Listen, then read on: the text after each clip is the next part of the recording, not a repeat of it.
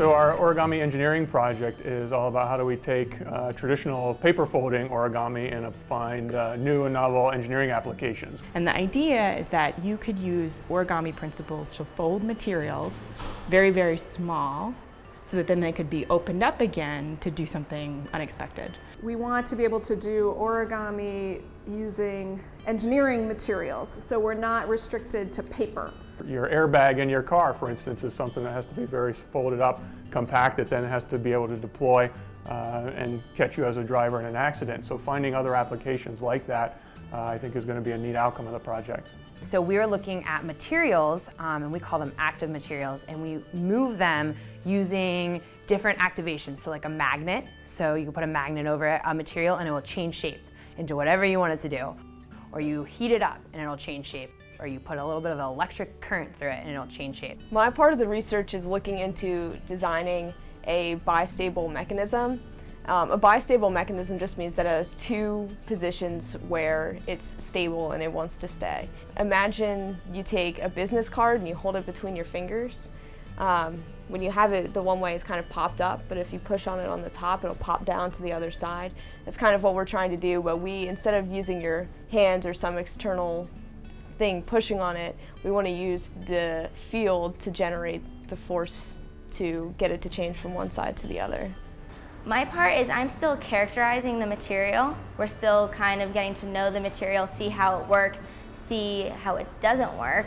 You have to do the modeling so you can try and predict the performance of these structures. So you're trying to basically optimize your entire design, so you're trying to minimize things like the total weight and the total size of your structure, but while maximizing the amount of power it has and the amount of work it can do. One of the interesting aspects about our project is that it's not just strictly within the engineering bubble. You could tell engineers to do origami and they would probably bring to the table all of the stereotypes and preconceived notions of what origami does. I'm there to actually help them to come to some ideas that they wouldn't ordinarily consider or think of. And most of the times they're weird and crazy and not going to be possible. But a lot of the times I throw just enough of a wrench in there to break it enough that maybe we come up with something new. Having an art professor on the grant has really shown me that you need to be creative, and that's what makes you have better designs and better engineering, is being creative and thinking outside the box. If it was just engineers, we'd have these not very attractive looking, very cuboidal structures being made, but with an artistic person, we're able to have more intricate and beautiful shapes that once we make them, people more likely want to look at the artistic shape and learn more about that, just because it's initially more attractive to look at. Throughout the grant period, every few months we're doing something where we distill what we've explored and discovered into something that the public can really get their hands in and understand. You know, a lot of people really get into origami, so going and working with middle high school kids, older adults, there are whole origami clubs out there that get together and do this. So it's been a great, you know, the shared interest in origami and seeing the other applications has been a great venue for communicating sort of what we're doing as we progress.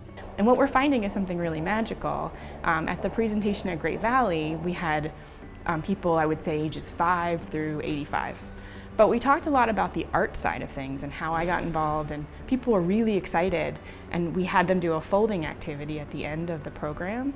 And some of the things that the public did were things that we actually hadn't considered yet.